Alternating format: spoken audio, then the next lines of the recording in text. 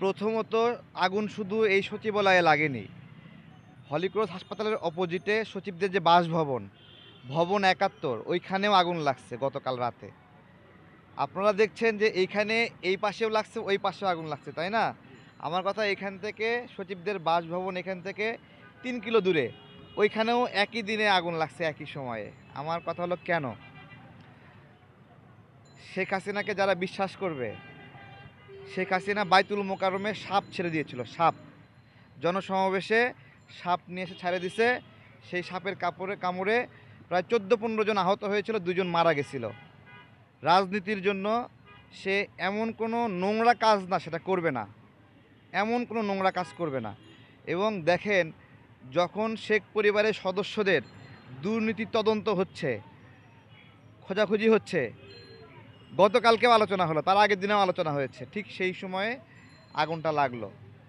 এই সরকার হয়তো বা একটা পলিসি নিয়েছিল যে বিএনপি এবং জামাতকে বিট দিতে, অর্থাৎ ভারসাম্য করতে আওয়ামী সচিব আমলা দরকার আছে, তাই না? এখন দেখেন, এখন কিন্তু এই সরকারের প্রতিপক্ষ কিন্তু আওয়ামী লীগ না, এই সরকারের প্রতিপক্ষ কে? বিএনপি এবং জামাত।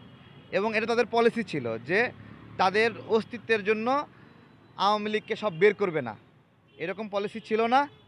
এরকম পলিসির ফলেই তো আওয়ামী লীগের সচিব আমলারা এখানে রয়ে গেছে। এরকম পলিসির কারণেই তো আলী ইমাম মজুমদারকে এখানে নিয়োগ দেওয়া হয়েছে। আজকে এই যে একটা পলিসি নিলেন, এই পলিসির ফলাফল আপনারা দেখেন। আগুন এক পাশে লাগলে আরেক পাশে মানুষ পালায়, সরে যায়। আর আগুন যদি দুই পাশ থেকে লাগায় দেয় তাহলে কি হয়? মাঝখানে সব কিছু পুড়ে ছারখার হয়ে যায়।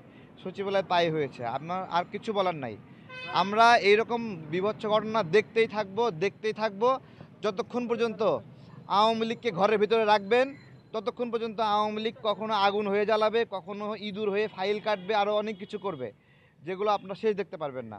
এবং আপনারা এমনও দেখবেন যে হুট করে কোনো একটা প্রোগ্রামে আরও বড় দুর্ঘটনা ঘটাচ্ছে। ঢাকা বিশ্ববিদ্যালয়ে প্রথম স্বাধীন বাংলাদেশে বোমা ফাটায় আওয়ামী লীগ, এবং বোমা ফাটায়ে ছাত্রদের হত্যা করেছিল শুধুমাত্র ক্ষমতার জন্য শেখ হাসিনা।